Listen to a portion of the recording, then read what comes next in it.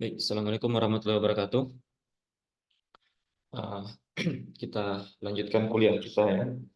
Nah, hari ini kita akan membahas tentang gerak benda dalam kerangka non inersial. Ya. Jadi hari ini kita akan membahas tentang uh, gerak dalam kerangka non inersial. Ya.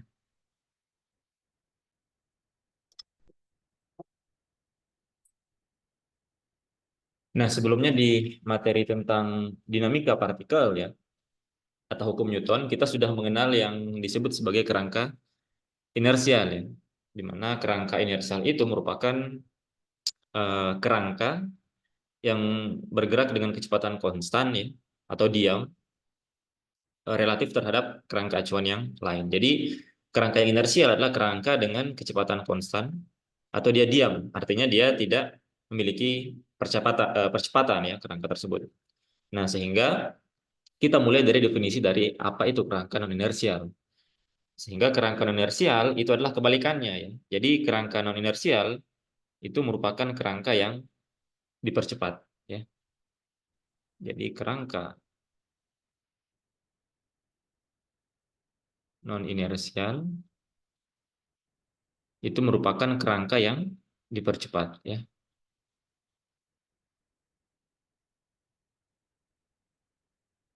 Kerangka yang dipercepat relatif terhadap kerangka acuan yang lain ya. Relatif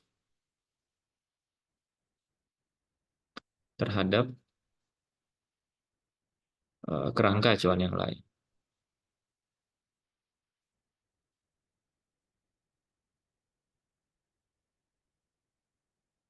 Nah, sehingga apa yang dimaksud dengan gerak dalam kerangka inersial? Artinya gerak suatu benda yang ditinjau oleh kerangka yang dipercepat tersebut ya. Jadi gerak benda dalam kerangka non inersial itu adalah gerak suatu benda yang ditinjau dalam kerangka yang dipercepat. Artinya dia memiliki percepatan ya. Nah, contoh misalkan ya, contoh dalam kehidupan sehari-hari ya, misalkan seseorang yang berjalan dalam bus yang dipercepat ke depan, misalkan, ya. Misalkan seseorang berjalan di dalam bus yang dipercepat ke depan ya.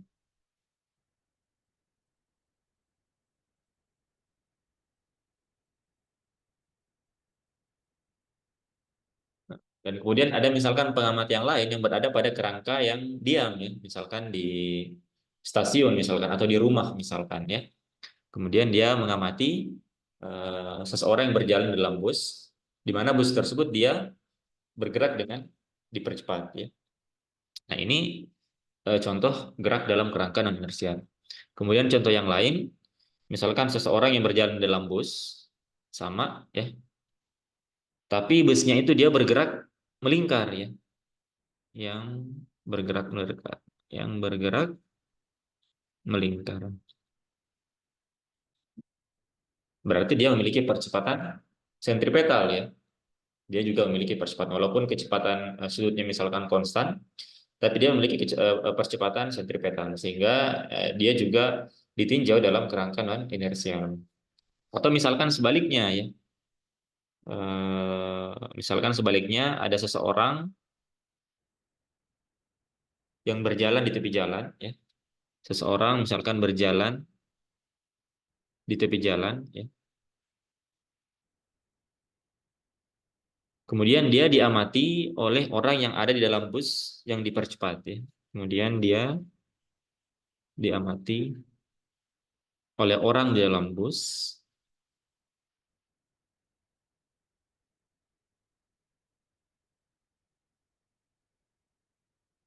yang dipercepat.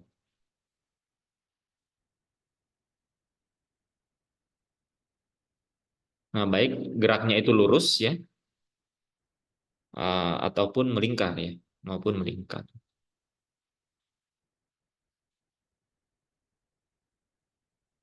Jadi ciri utama dari kerangka non inersial adalah bahwa kerangka yang digunakan dalam gerak tersebut atau di mana pengamatan itu dilakukan itu dia mengalami percepatan ya. Nah, kita akan fokuskan dua kasus di sini ya. Kasus satu dan dua. Yang ketiga itu adalah sebenarnya adalah kebalikan dari kasus satu dan yang kedua kedua ya. Jadi kita akan meninjau bagaimana gerak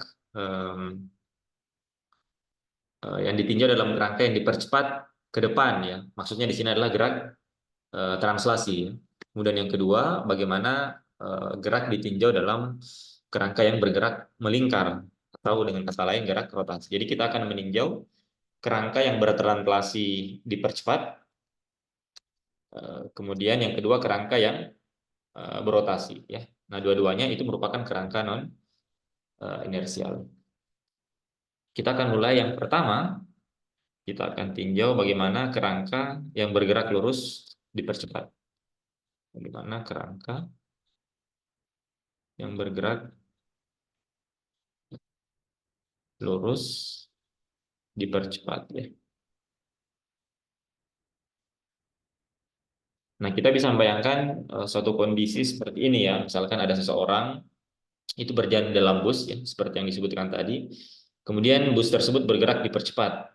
Kemudian dia diamati oleh pengamat, misalkan di rumah atau misalkan di stasiun. Dan juga dia diamati oleh pengamat yang ada di dalam bus ya. Jadi ada dua buah pengamat. Ada pengamat yang berada dalam kerangka yang dipercepat dan ada pengamat yang mengamati orang yang berjalan tadi itu dari kerangka yang diam ya, misalkan di rumah atau di stasiun. Atau misalkan kalau kita ingin visualisasikan, misalkan sebentar. Nah, misalkan seperti ini ya. Ini adalah garis koordinatnya ya. Nah, misalkan di sini itu ada apa? Misalkan ada rumah ya di sini. Di sini ada rumah, anggap di sini ada rumah, di mana di sini ada pengamat. Di sini ada pengamat. Kemudian misalkan di sini itu ada bus ya, ada bus misalkan di sini. Ya. Nah, seperti ini misalkan ya. Dia ada bus. Nah, seperti ini. Anggaplah ini adalah bus ya. Nah, ada dua pengamat. Nah, dia mengamati seseorang yang berjalan, misalkan di dalam bus ini ada orang ya.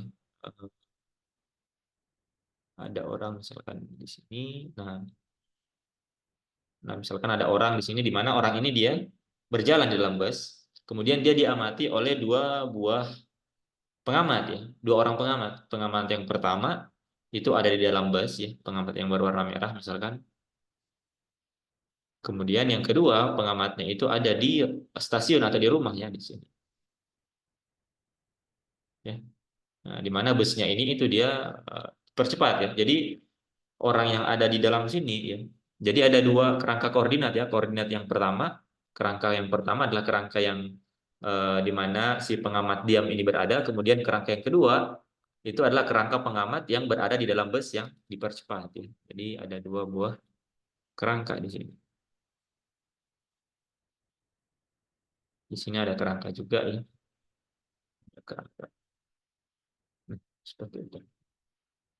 Jadi ada dua kerangka, yang satu kerangka yang dipercepat dan satu kerangka yang diam. Nah, kerangka yang dipercepat ini itu relatif terhadap kerangka yang diam.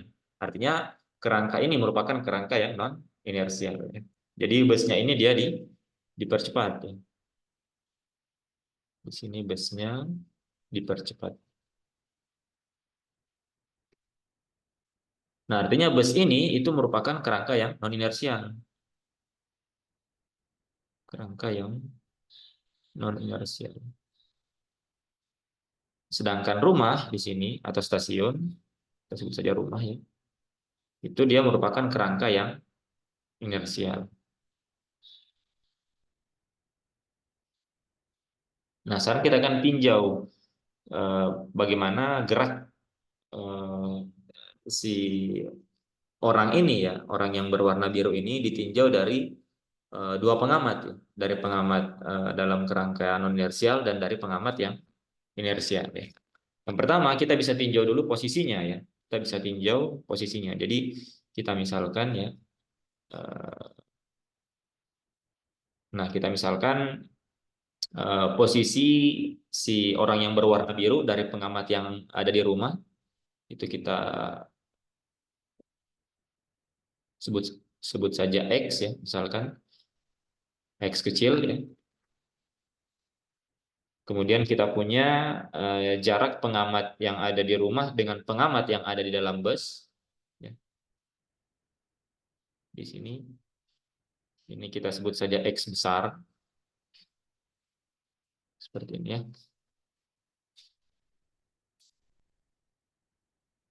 Kemudian eh,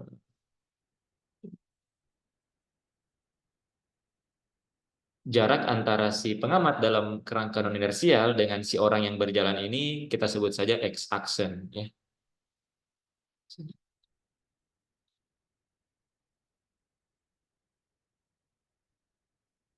Ini kita sebut saja X kecil aksen ya. Nah, sehingga kita bisa tinjau posisi dari si orang yang berwarna biru ini ya, yang berjalan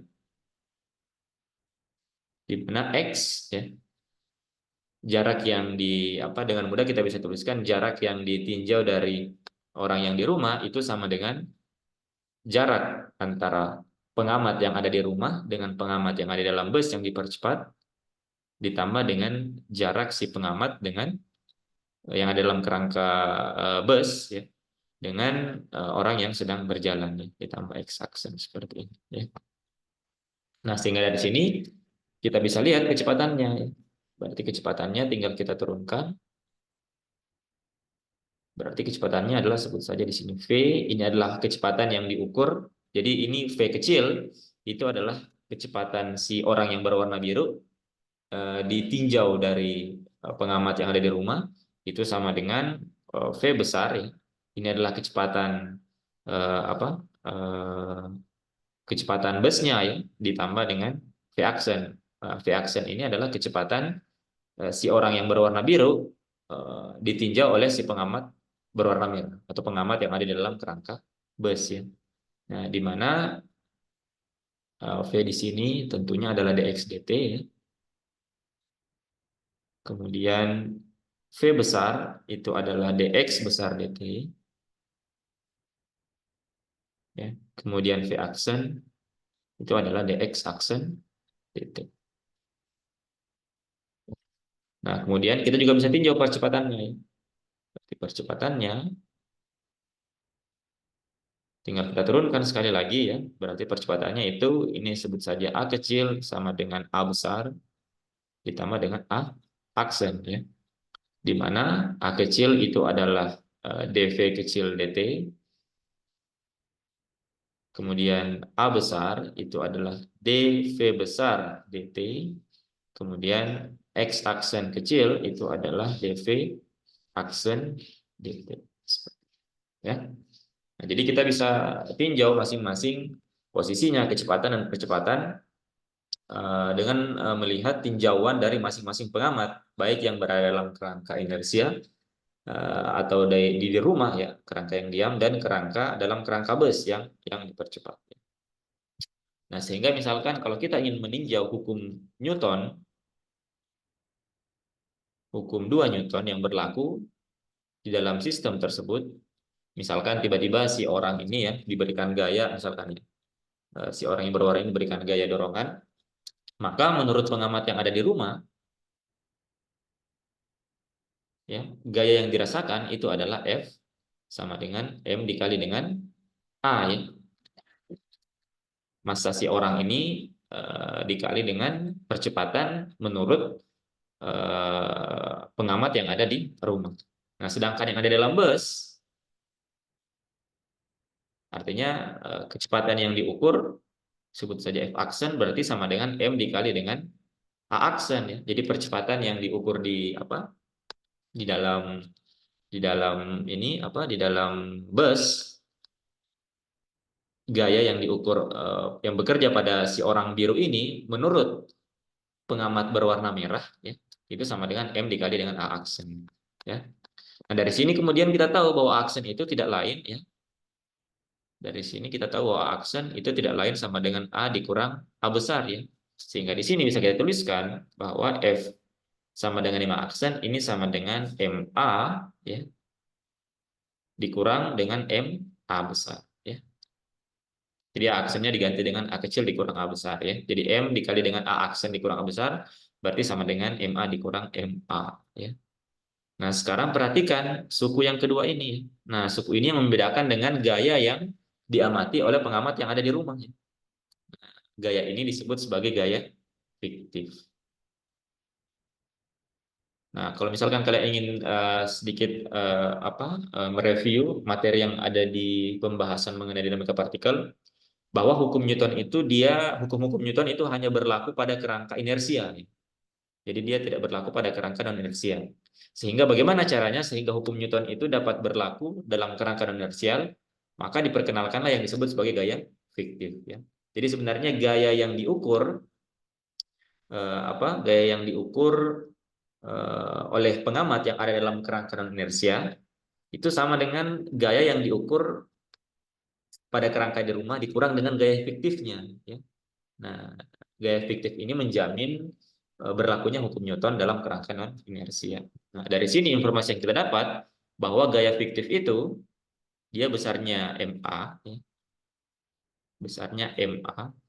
Kemudian yang kedua, arahnya itu berlawanan dengan percepatan kerangka. Ya. Arahnya itu berlawanan dengan percepatan kerangka.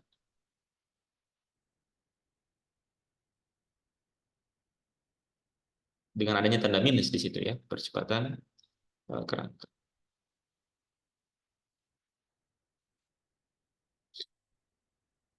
Nah, sehingga bisa kita simpulkan di sini bahwa gaya fiktif akibat kerangka yang bertranslasi dipercepat, kita bisa tuliskan di sini kesimpulannya bahwa gaya fiktif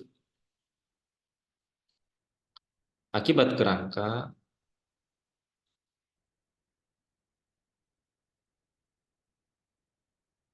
yang bertranslasi dipercepat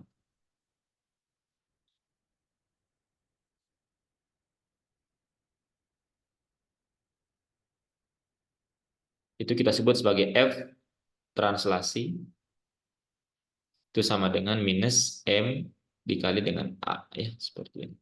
Ini ada vektornya ya. Seperti itu. Nah, inilah yang disebut sebagai gaya fiktif ya. Gaya fiktif yang terjadi pada kerangka non inersial ya. Nah, kita bisa memperumum gerak dalam kerangka yang dipercepat ini atau kerangka non inersial ini dengan meninjau kerangka yang berotasi ya. Jadi ini hanya ada komponen translasinya saja ya. Nah, sekarang yang kedua, kita tinjau bagaimana jika kerangkanya itu bergerak berotasi ya. Artinya geraknya akan memiliki percepatan sentripetal minimalnya jika kecepatan sudutnya konstan dia akan tetap memiliki percepatan sentripetal. Artinya kerangka tersebut juga merupakan kerangka yang dipercepat. Jadi yang kedua yang kita tinjau bagaimana jika kerangka non inersialnya itu merupakan kerangka yang berotasi ya. Nah, sehingga nantinya kita akan lebih melihat gambaran yang lebih umum ya.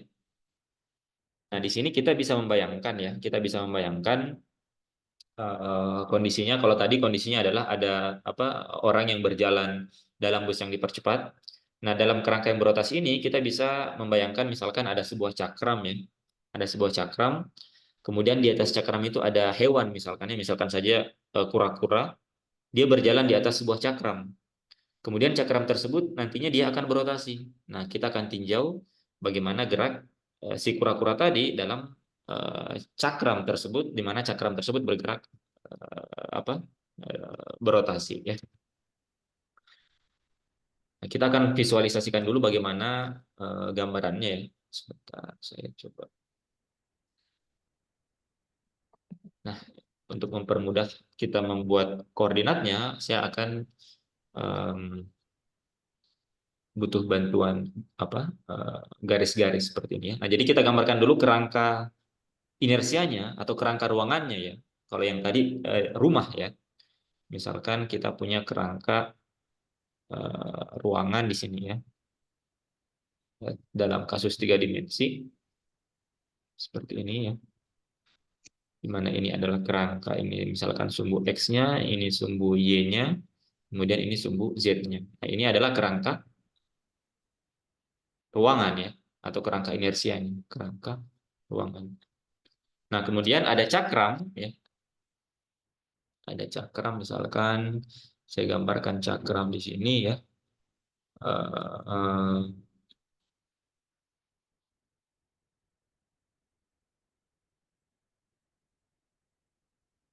Nah, seperti ini ya. Misalkan ada cakram di sini. Saya geser sedikit di sini. Nah, ada cakram di sini ya. Di mana cakram ini dia nantinya akan bergerak apa? Berotasi ya. Jadi si cakram ini dia juga memiliki kerangka sendiri ya. Kerangka cakram ya. Dan kita akan lihat bagaimana gerak dari kura-kura nanti yang bergerak di atas cakram ini berdasarkan kerangka ruangan ya di sini dan juga berdasarkan kerangka cakram tersebut. Nah, jadi di sini kita gambarkan juga apa eh, eh, koordinatnya ya untuk memudahkan kita. Nah, seperti ini ya.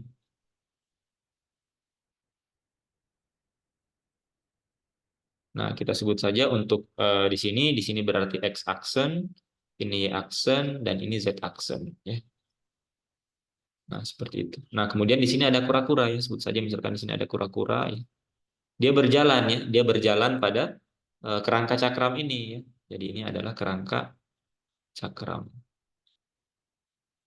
Jadi kira-kira visualisasinya seperti ini agar kita lebih mudah untuk bayangkan. Jadi ada kerangka ruangan, kemudian ada kerangka ini sebut saja kerangka ini berarti O aksen ya, sebut saja ini kerangka O aksen, yang ini adalah kerangka O ya. Jadi ada kerangka ruangan, kerangka yang diam, kemudian ada kerangka cakram ya, di mana di cakram itu apa ada kura-kura di atasnya yang bergerak. Kemudian cakram ini dia bergerak rotasi ya, dia bergerak rotasi. Misalkan dia bergerak terhadap sumbu Z ya, jadi dia bergerak rotasi terhadap sumbu Z dengan kecepatan sudut misalkan omega Z ya. Jadi dia bergerak dengan kecepatan sudut omega Z. Nah, karena dia bergerak rotasi, otomatis nantinya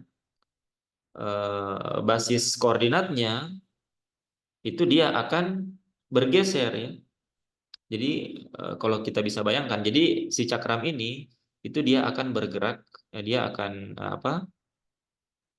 bergerak rotasi ya, sehingga nantinya basis koordinatnya tentunya akan berubah ya, sehingga nantinya akan ada perubahan. Kita gambarkan saja di sini, maka nanti kira-kira eh, basis koordinatnya itu akan bergeser ya, sebut saja seperti ini ya. Nah, seperti ini.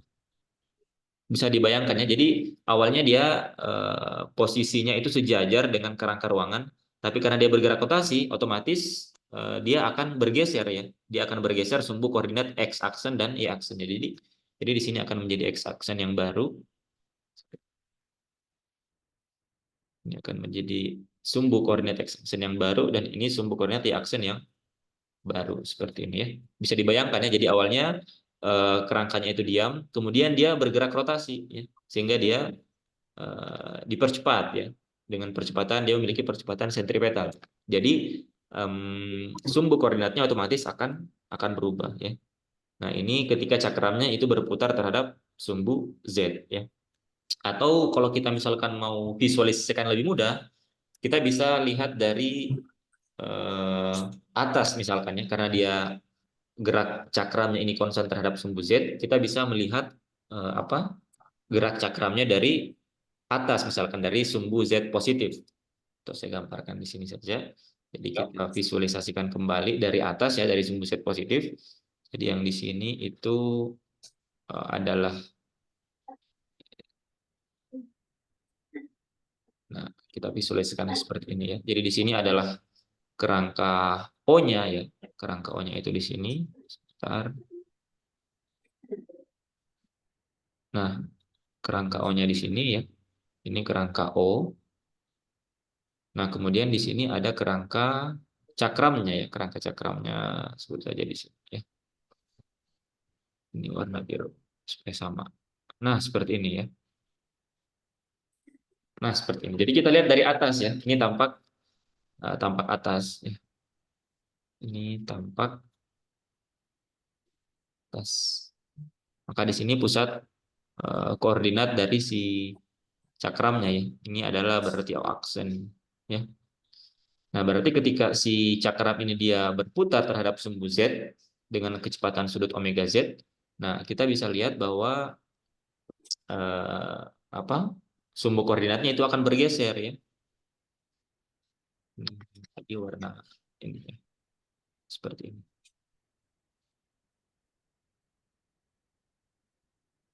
Maka kita bisa lihat dia di sini terjadi pergeseran ya. Ini disebut X aksen, kita sebut X aksen. Ini adalah Y aksen. Kemudian yang ini adalah X. Jadi kondisi tiga dimensi yang tadi di sini di sebelah kiri ya dalam kerangka ruangan dan kerangka cakram kita visualisasikan kembali dalam dua dimensi dengan melihat kerangka tersebut dari atas ya karena dia gerak si cakram ini konstan terhadap sumbu Z ya seperti ini. Nah, kita lihat di sini ada pergeseran ya. Jadi kalau kita lihat di sini yang sumbu Y-nya itu dia lurus ke kanan, yang X-nya lurus ke bawah. Nah, yang cakram ketika dia berotasi si X-nya itu agak miring ke kanan sedikit, kemudian yang Y aksen itu dia agak miring ke atas ya. Nah, sehingga kita bisa tunjukkan bahwa sebenarnya basis koordinat O dan O aksen itu akan berbeda ya, basis koordinat arah dari basis koordinatnya. Kalau yang tadinya di sini sebelum dia bergerak, arah basis koordinatnya itu sama ya, sama-sama ke kanan dan ke bawah ya di sini. Sama-sama arah Y aksen dan Y aksennya sama dengan Y dan X. Tapi ketika dia berotasi ya dengan kecepatan sudut tertentu, maka arah basis koordinatnya itu berbeda. Jadi ketika dia bergerak rotasi, maka basis koordinat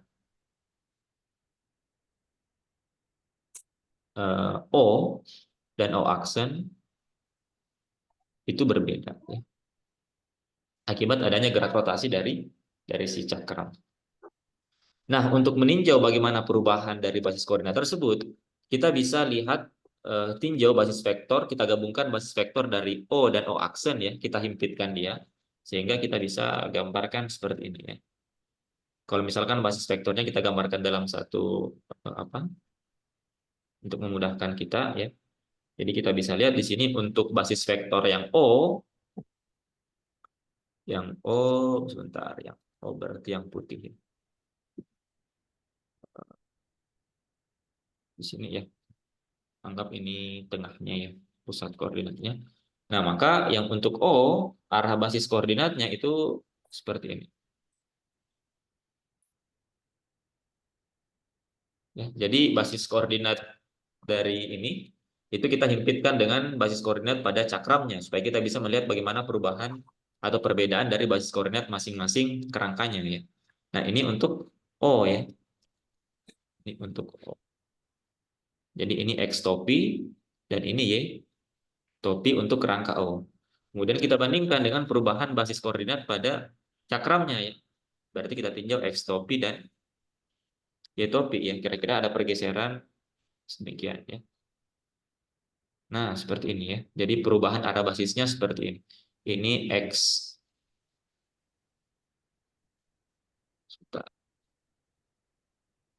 Ini adalah X aksen topi. Ini adalah Y aksen topi ya. Nah, dia bergerak di sini bergerak rotasi cakramnya dengan eh, kecepatan sudut omega Z ya. Jadi dia bergerak rotasi terhadap sumbu Z. Nah, kita bisa lihat di sini terjadi perubahan sudut, ada perbedaan sudut ya, perbedaan sudut antara eh, X topi dan X aksen topi atau Y aksen dan Y aksen topi atau terjadi perbedaan sudut, perubahan sudut, sebut saja pi di sini. Perubahan sudutnya di sini juga pi. Jadi terjadi perubahan sudut antara basis koordinat antara cakram dengan basis koordinat dari kerangka yang diam ya. Nah, di mana perubahan pi ini terhadap waktu tidak lain adalah kecepatan sudutnya ya. Jadi dp dt itu tidak lain adalah omega z adalah kecepatan sudutnya. Ya, jadi perubahan sudutnya ini itu merupakan akibat dari gerak rotasi dari si cakram tadi. Kita perhatikan di sini bahwa basis koordinat O dan O aksennya berbeda ya. akibat dia bergerak rotasi. Nah, di mana kita bisa hubungkan antara basis koordinat X, Y, X topi dan Y topi dengan X aksen topi dan Y aksen topi ya. Nah, ini kalau kalian ingat di transformasi koordinat, kita bisa hubungkan bahwa X topi di sini, X topi aksen itu tidak lain sama dengan cos theta, sorry, cos pi X topi ditambah dengan sin pi Y topi ya. Karena dia tidak berubah terhadap Z, artinya di sini untuk Z topinya dia sama dengan 0. Kemudian untuk Y topi itu sama dengan minus sin pi X topi ditambah dengan cos pi Y topi. Kemudian untuk Z itu sama ya, Z topi aksen itu sama dengan Z topi.